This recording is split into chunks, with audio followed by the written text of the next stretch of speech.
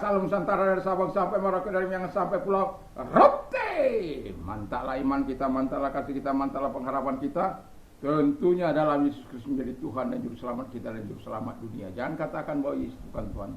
Jangan katakan pula bahwa Yesus bukan Juru Selamat. Dia adalah Tuhan, dia adalah Juru Selamat. Kalau engkau percaya, engkau akan diselamatkan. Engkau tidak percaya, engkau akan dihukum. Yohanes 3:36. Dan Yesus berkata dalam Yohanes 14 ayat yang ke-6, akulah jalan dan kebenaran dan hidup, tiada seorang sampai kepada Allah kalau tidak melalui aku. Dan firman Allah berkata dalam Kisah Rasul 4 ayat 12, Petrus mengatakan, dan keselamatan tidak ada di dalam siapapun juga selain dalam Dia Yesus Kristus. Karena di bawah kolong langit tidak ada nama lain yang diberikan kepada manusia yang olehnya kita diselamatkan. Puji nama Tuhan. Dan Yohanes 3 ayat 36 16 berkata, karena begitu besar kasih Allah akan dunia ini sehingga Ia mengaruniakan anaknya yang tunggal, supaya setiap orang yang percaya kepadanya tidak binasa melainkan beroleh hidup yang kekal. Mantap. Ya, haleluya.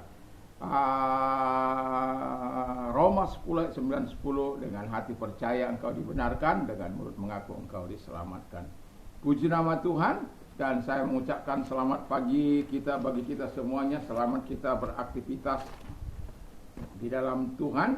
Dan semoga kekuatan Tuhan senantiasa menyertai kehidupan kita. Puji nama Tuhan. Dan doa dan harapan saya, kekuatan Tuhan, kekuatan firman, kekuatan Roh Kudus, kekuatan iman, kekuatan doa senantiasa menyertai setiap hidup kita, sehingga kita tetap hidup menyenangkan hati Allah. Mari kita berdoa. Terima kasih Tuhan, kami mendengarkan firman-Mu. Tuhan tolong kami supaya kami menjadi pengikut Kristus yang rela membayar harga di dalam nama Yesus. Haleluya. Amin. Saya akan membacakan satu ayat dalam Lukas 9 ayat 23. Katanya kepada mereka semua, setiap orang yang mengikut aku, ia harus menyangkal dirinya, memikul salibnya setiap hari dan mengikut aku. Then he said to them all, if anyone desires to come after me, let him deny himself and take up his cross daily and follow me. Dan puji nama Tuhan, dari ayat ini kita bisa mengambil kesimpulan, dan saya sekaligus memberikan judul pengikut Kristus yang siap membayar harga. Dari ayat ini memang simple, ya, sederhana tetapi powerful, tetapi dahsyat, dan menuntut kesungguhan setiap orang-orang percaya dan penyerahan dari setiap orang-orang percaya dan ketaatan dari setiap orang percaya. Jadi ini bukan sesuatu tuntutan yang mudah. Itu sebabnya saya memberikan pengikut Kristus yang siap membayar harga. Apa saja harga yang harus kita bayar ketika kita mengikut Kristus. Walaupun dengan itu sebenarnya kita dengan membayar itu pun kita tidak layak sebenarnya mendapatkan upah yang setimpal dengan kehidupan yang kekal itu. Tetapi apapun itu, Tuhan sudah memberikan sebuah yang terbaik dalam hidup kita, dan kita perlu sikapi dan kita perlu mengikuti apa yang dikatakannya. Yang pertama, harga yang pertama, menyangkal dirinya, deny himself. Jadi orang yang menyangkal dirinya itu adalah orang yang mengatakan tidak kepada kepentingan-kepentingan dirinya sendiri. Mudah? Enggaklah. Kepada kehendaknya, tidak kepada kehendaknya sendiri. Tidak juga kepada kepentingan dirinya sendiri. Tidak juga untuk keuntungan dirinya sendiri. Mudah? Tentu saja tidak. Kita cenderung untuk mencari keuntungan buat diri kita sendiri, melakukan kehendak diri kita sendiri, dan kadangkala berpusat pada diri kita sendiri. Dan itu sebabnya Tuhan mau kita membayar harga untuk tidak, ya, memfokuskan kepada diri sendiri, atau tidak untuk segala sesuatu yang berpusat kepada diri sendiri atau kepada orang lain. Jadi kita bisa memilih kehidupan ini, tetapi orang yang menyangkal dirinya, deny himself, itu adalah orang-orang yang mengatakan ya kepada kemauan Allah, kepada kehendak Allah, kepada kepentingan Allah, kepada segala sesuatu yang Tuhan mau. Ya, mantap. Tetapi mudah untuk mengatakan, tidaklah mudah untuk mengerjakan. Hanya mengatakannya mudah. Tetapi saya mau katakan, kita harus melakukan itu di hadapan Allah. Ya, terhadap kepentingan-kepentingan Allah. Ya, untuk taat kepada kehendak Allah. Ya, untuk melakukan apapun yang Tuhan mau. Dan kita harus hati-hati dalam hidup kita sebagai orang percaya. Ada 3 hal yang harus kita waspadai dalam hidup ini, dalam menjalankan kehendak Allah itu. Yang pertama, iblis. Iblis ingin menyelewengkan langkah-langkah kita kepada kehendak kita sendiri, atau kepada kehendak iblis, atau kepada bukan kehendak Allah. Lalu kemudian dunia ini akan membawa kita kepada kenikmatan dunia. Dan itu sebabnya Alkitab mengatakan supaya kita jangan mencintai dunia ini. Dan ketika hawa nafsu, jadi kalau orang sudah berada dalam Kristus, ia sudah menyalibkan dagingnya, telah menyalibkan seluruh keinginannya kepada Yesus Kristus. Karena Yesus sudah mati bagi kita. Artinya kepentingan kita ada di bawah kepentingan Yesus. Dan yang utama adalah kepentingan Tuhan. Bukan berarti kita tidak bisa melakukan kehendak kita yang tidak bertentangan dengan Tuhan. Tentunya bisa kita lakukan dalam kehidupan kita. Ya, puji nama Tuhan.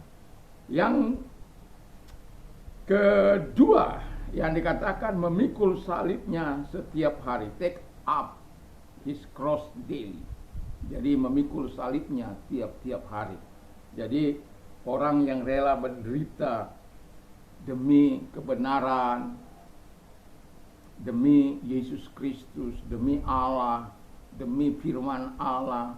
Mungkin ya kita banyak kali melihat orang-orang yang mempersekusi kita ketika kita datang beribadah kepada Tuhan. Kita mempermuliakan Tuhan.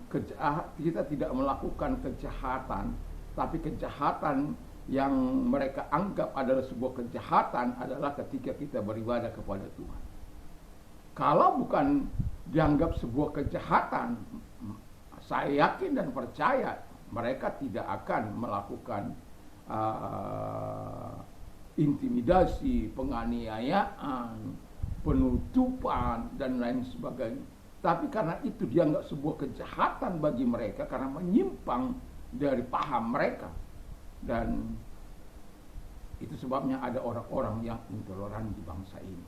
Tapi kita berdoa bagi pemerintahan yang sekarang, semoga betul-betul melaksanakan konstitusi di bangsa ini sebagaimana janji konstitusi, bahwa konstitusi negara kita ini tidak boleh dibawahi oleh peraturan, oleh undang-undang dan lain sebagainya. Konstitusi harus di atas segala perundang-undangan yang ada, termasuk dalam keputusan presiden.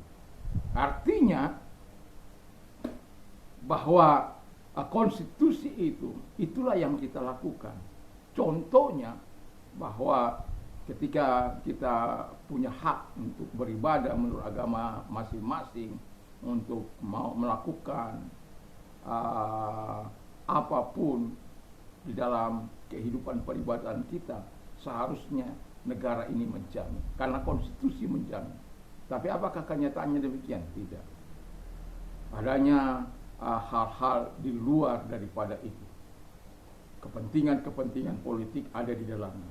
Dan itulah sebabnya saya mau katakan bahwa apapun itu, ketika kita memikul salib setiap hari, itu berarti kita harus rela menderita demi nama Yesus.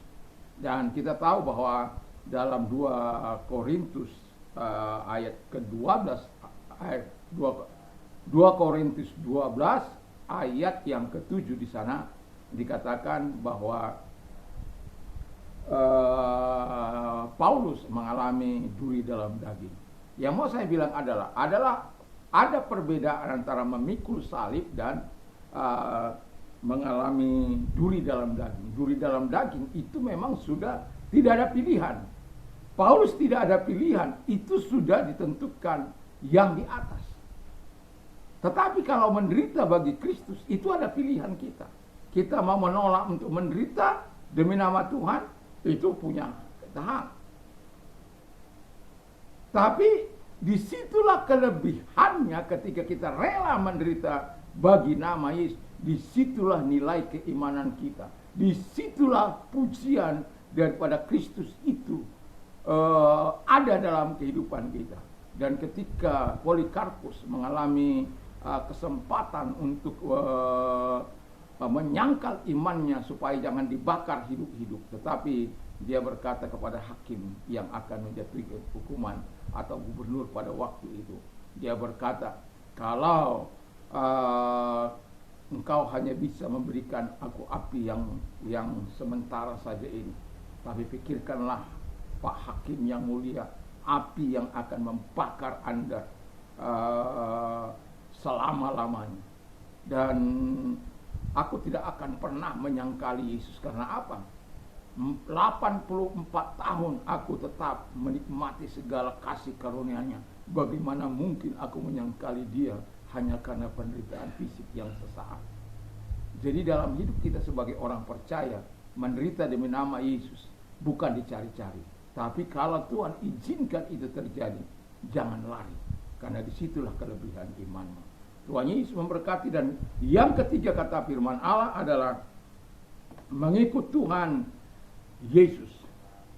Follow Jesus Christ. Jadi menjadi pengikut Kristus bukanlah sesuatu yang mudah. Kita harus taat terhadap apa yang diperintahkannya. Kita harus hidup seperti Dia. Wah, itu tidaklah mudah. Walaupun kita tidak akan mungkin hidup tanpa dosa, karena kita adalah manusia, nature kita adalah manusia berdosa. Itulah sebabnya mengapa kita memilih Dia sebagai Tuhan dan Juru Selamat kita. Karena Dia memang pantas kita ikuti. Dia tidak berdosa, bahkan mau saya katakan Dia mengerti akan segala pergumulan kita. Karena Dia datang dari surga sana, turun ke dalam muka bumi ini, dan menjadi manusia sama seperti kita. Dan supaya apa? Dia dapat merasakan segala hal yang kau rasakan. Kesusahan, kepelikan, tangisan, derita. Dan Dia mengerti. Itu sebabnya Alkitab mengatakan kita tidak akan mengalami hal-hal yang jauh daripada kekuatan kita sebagai pengikut-pengikut Kristus. Tetapi tepat pada waktunya Dia akan memberikan solusi bagi kita. Tuhan Yesus memberkati. Jadi memang untuk mengikut Kristus Yesus itu bukan sesuatu yang mudah. Menjadi pengikut Kristus tidaklah mudah, tapi Allah sudah memberi kita Roh Kudus untuk memampukan kita menjadi orang-orang atau menjadi pengikut yang rela membayar harga. Karena apa? Karena Dia sudah terlebih dahulu melakukan yang terbaik bagi kita. Kiranya Tuhan Yesus memberkati kita semuanya. Jadilah pengikut Kristus yang rela membayar harga, walaupun sebenarnya harga itu, kalau mau saya katakan, tidak sebanding dengan apa yang sudah Tuhan lakukan kepada kita. Dan Tuhan Yesus memberkati. Mari kita berdoa. Terima kasih Bapa di surga, kiranya Tuhan menolong kami untuk tetap hidup bersama dengan Kau. Di dalam nama Yesus Kristus. Dan kalau ada yang sakit, apapun sakit penyakitmu, percayalah Yesus mampu hadir menjamah engkau. Dan kalau orangnya, mari angkat kedua belah tanganmu. Dalam nama Yesus, segala sakit penyakit yang mereka diampuni keluar. Dan oleh bilu-bilu daripada Tuhan Yesus, mereka semua oleh kuasa, mereka sembuh dalam nama Yesus. Terima kasih buat pertolongan. Dan bagi mereka yang mengalami masalah dalam hidup mereka, angkat kedua belah tanganmu. Kita serahkan ke dalam tangan Tuhan. Bapa di surga, kami menyerahkan setiap persoalan kami kepadamu. Tuhan, Engkau yang akan menolong kami, memberikan pertolongan tepat pada waktunya, sehingga setiap kami memuliakan Engkau. Karena Engkau sudah mau menyatakan ketika kami berdoa, Engkau mau menjawab kami. Terima kasih Bapa di surga. Dalam nama Yesus, terima kasih buat pertolonganmu, buat kebaikanmu yang Kau lakukan dalam hidup kami. Dalam nama Yesus, haleluya. Amin. Selamat pagi, selamat kita beraktivitas, tentu bersama dengan Tuhan. Damai sejahtera Allah yang melampaui segala akal akan melihara hati dan pikiran kita mulai saat ini sampai selama-lamanya. Mantap, mantap, mantap.